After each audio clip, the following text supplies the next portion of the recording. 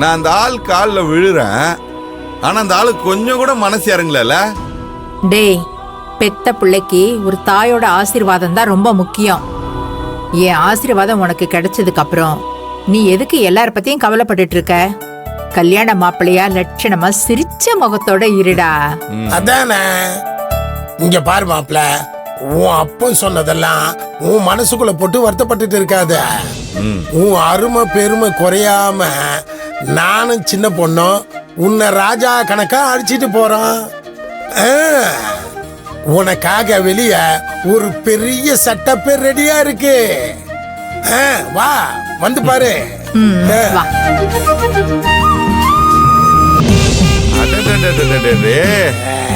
ஊர்வலத்தை சும்மா திருவிழா மாதிரி ரெடி பண்ணிருக்கேன் மாமா.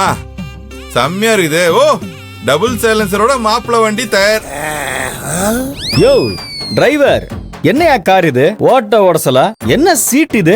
மாப்பிள்ள யாருன்னு தெரியும்ல? எங்க அண்ணன்டா. எங்க அண்ணன் கல்யாணம் பண்ணிக்க போற பொண்ணு யாரு தெரியுமா? கமிஷனர். டேய் நொண்ணே, அண்ணன் அண்ணா நீ என்னடா பண்ணிட்டு இருக்கீங்க? மாப்பிள்ள சார், என்ன இவ்வளவு பொறுமையா ஆடி அசைஞ்சு வரீங்க? டைம் ஆச்சுல்ல, சீக்கிரம் வாங்க. ஏறுங்க ஏறுங்க ஏறுங்க. நீ எதுக்கு எனக்கு முன்னாடி கார்ல ஏறி உட்காந்துட்டு இருக்க?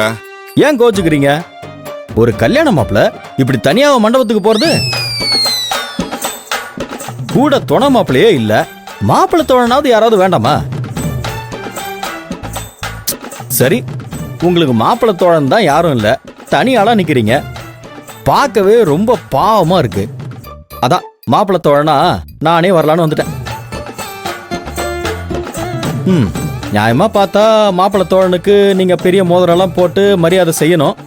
பரவாயில்ல, கூட பிறந்ததுக்கு நான் இதை ஃப்ரீ சர்வீஸா நினைச்சுக்கிறேன். என்னாச்சு மாப்பிள்ள? ஓ மாமா, என்ன பண்றான் இவன்? கார்ல என் கூட கல்யாணத்துக்கு வரான்றான். இதுல ஏதாவது வில்லங்கம் இருக்குமா? ஏன் மாப்பிள்ள இப்படி சந்தேகப்படுற? அவன் என்ன பண்ணிட்டு போறான்? உன் கூட மண்டபத்துக்கு தானே வரேன்னு சொல்றான். வந்துட்டு போட்டுமே. இல்ல மாமா, இந்த கும்பல் எதிரில் இருந்து பிரச்சனை பண்ணாதான் நாம எந்த பிரச்சனையும் பண்ணாம இருக்க முடியும். நமக்கு சாதமா எது பண்ணாலுமே ஒரு வாட்டிக்கு 100 வாட்டி யோசிக்கணும். ஏற்கனவே அந்த புடவைக்காரி பொண்ணழிப்புக்கு என் தங்கச்சி சுடரை கூப்பிட்டுக்கிட்டு கமிஷனர் வீட்டுக்கு போயிருக்கா. அதுவே எனக்கு சந்தேகமா இருக்கு. இதுல இவன் வேற கார்ல ஏறி உக்காந்துக்கிட்டு மாப்பிள்ள தோழன் மண்ணங்கட்டி தோழன் சொல்லிக்கிட்டு இருக்கான். எனக்கு இது 2 பேரும் சேர்ந்து என் கல்யாணத்தை நிறுத்த ஏதோ வேலை பார்க்கறாங்களோன்னு தோணுது. மாப்பிள்ள, நீ ஏன் அப்படிலாம் யோசிக்கிற? பொதுவா வில்லனுங்கெல்லாம் சில சமயத்துல நல்லவனா மாறுது இல்லையா? அதே மாதிரி சில நல்லவனுங்களும் வில்லனா மாறுவானுங்க. நல்லவனா மாறுறதுக்கு எந்த தகுதியும் தேவை கிடையாது. ஆனா வில்லனா மாற சகல தகுதியும் வேணும். எல்லாரும் வில்லனா மாறவே முடியாது. இவெல்லாம் டம்மி பீஸ் மாப்பிள்ள. இங்க பார், நான் தான் கூட இருக்கேன்ல, நீ எதுக்கும் பயப்படாத. எல்லாத்துக்கும் மேல சகல தகுதிகள் நிறைஞ்ச நீ தான் மாப்பிள்ள. வில்லாதி வில்ல, உன்னை யாராலையுமே ஜெயிக்க முடியாது. ஆமா, அவன் கலாய்கிறது பார்த்தாது நீ வேற என்ன கடுப்பு ஏத்துறியா? அட என்ன மாப்பிள்ள பேசுறீங்க நீங்க? நானே உன்னை கலாய்ப்பனா? உண்மையை தான் சொன்னேன். ஏதோ மனசு மாறி அவனே வந்திருக்கான், அதையே நம்ம கெடுக்கணும். ஏறி உக்காரு மாப்பிள்ள. ஏய் என்னடா, இவனே தானா வண்டியில் ஏறி உட்காந்துக்கிட்டு கூட வரேன்னு சொல்றானேன்னு சந்தேகப்படுறீங்களா? எந்த சந்தேகமும் வேண்டாம். அண்ணனை கூட பிறந்த பொறுப்புன்னு ஏன் சொல்றாங்க தெரியுமா? ஏன்னா அவங்க தான் சுகத்துல இல்லாம போனாலும் துக்கத்திலேயாவது கூட இருக்கணும்னு நினைப்பாங்க.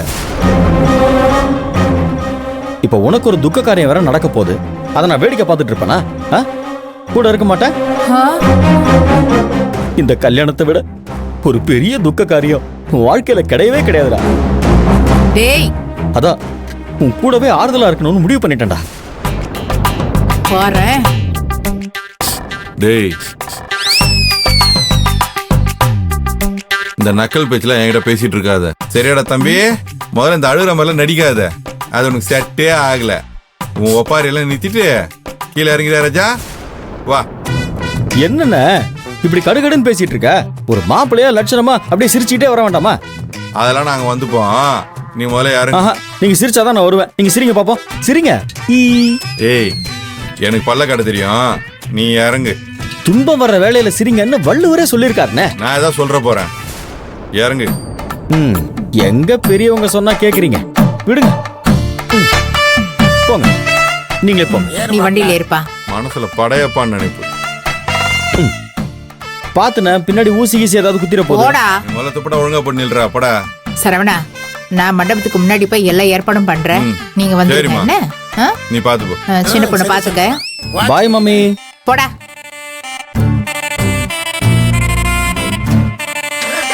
வண்டி எடு வண்டி எடு வண்டி எடு போலாம். போடுங்க பேண்ட் சவுண்ட.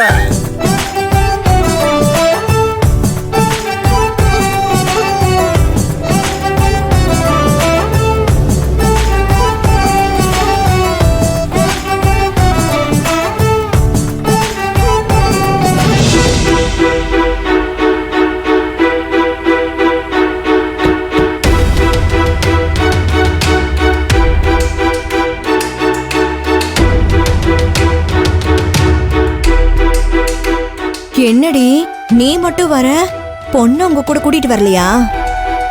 பொண்ணு எங்க கூட வரமாட்டேன்னு சொல்லிருச்சு. அவங்க தகுதிக்கு எங்க கூட வரமாட்டேன்னு பின்னாடி தனியா வந்துட்டு இருக்காங்க. அண்ணோ, அந்த திமிர் பிடிச்சவ அப்படியே சொன்னா? பொண்ணு அழைக்க நாத்தனார் போறது மாப்பிள்ளை வீட்டுக்கான மரியாதை இல்ல, அது பொண்ணுக்கு மாப்பிள்ளை வீட்டுக்காரங்க கொடுக்கற மரியாதை. அவளே அந்த மரியாதை வேணான்னு சொன்னதுக்கு அப்புறம் நீங்க ஏன் இங்க வந்தீங்க? சரிதான் போடின்னு நீங்க பாட்டுக்கு வீட்டுக்கு போக வேண்டியதானே? இல்ல தனு, நம்ம கோவத்தை காட்டுற இடம் இது இல்ல. அவளோட ஆணவத்தை அடக்குறேன்னு நம்ம தலையில மண்ணை வாரி போட்டுக்க கூடாது. இது நம்ம பொறுமையா இருக்க வேண்டிய நேரம். ஆரத்தி ரெடியா? ஏன் நீ அங்க அவ்வளவு தூரம் அசிங்கப்படுத்தினதுக்கு அப்புறமும் அவங்களுக்கு ஆரத்தி வேற எடுக்கணுமா? பொண்ணு அழைக்க போ சொன்னாங்க, கூப்பிட்ட மரியாதைக்கு போய் அசிங்கப்பட்டுட்டோம். இதுக்கு மேலேயும் நம்ம எதுலயும் போய் தலையிட வேணா. நீ இல்ல சுடரு, நாம கோவத்தை காட்டுற நேரம் இது இல்லைன்னு இப்பதானே சொன்னேன். நாம செய்ய வேண்டிய முறையை செஞ்சிருவோம். நாம ஒரு குறை வச்சோன்னு யாரும் சொல்லிடக்கூடாது. தனு, ஆர்த்தி தட்டை எடுத்துட்டு வா. ஏய், போ.